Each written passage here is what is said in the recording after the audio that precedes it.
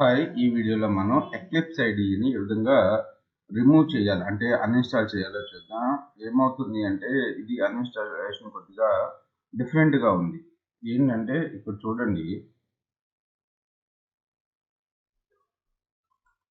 Right click చేశాను, uninstall అని కొడుతుంటే ఇక్కడ మనకి ప్రోగ్రామ్ ఫీచర్స్లో ప్రోగ్రామ్ ఫైల్స్లో మనకి ఎక్లిప్స్ ఐడి కనపడతలేదు. మీరు ఏదైనా సెకండ్ పార్టీ టూల్ చేసిన లేకపోతే సీసీ క్లీనర్ చూద్దాము.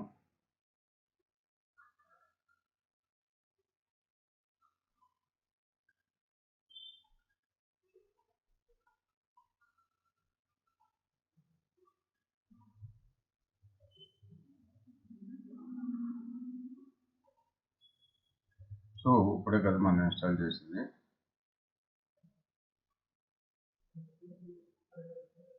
చూడండి ఇక్కడ కనపట్టలేదు టూల్. ఓకే, సో అందుకని మనం దీన్ని ఏ విధంగా అన్ఇన్స్టాల్ చేయాలి అంటే ఎక్లిప్స్ని, సో ఫస్ట్ ఇది ఎక్కడ ఇన్స్టాల్ అయిందో చూడండి. సో రైట్ క్లిక్ చేసి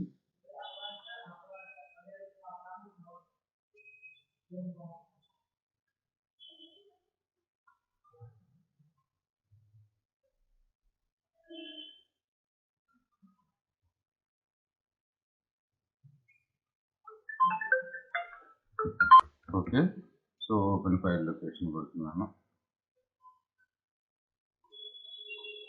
ఇక్కడ చూసుకున్నట్టయితే మీకు ఎక్లిప్స్ అని కనపడుతుంది కదా, ఈ ఫోల్డర్ మొత్తాన్ని రిమూవ్ చేసి ఎలా వెళ్తారు.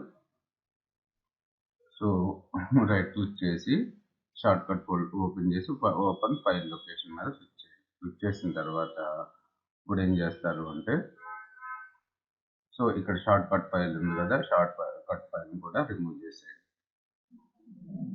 ఓకే, తర్వాత మీ సి డ్రైవ్లోకి వెళ్ళి ఎక్కడైతే మీరు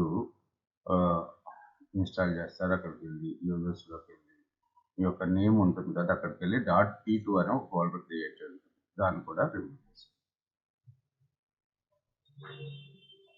ఈ విధంగా మీరు ఎక్లిప్స్ ఐడిని మీ సిస్టంలో నుంచి అన్ఇన్స్టాల్ చేసుకోవచ్చు.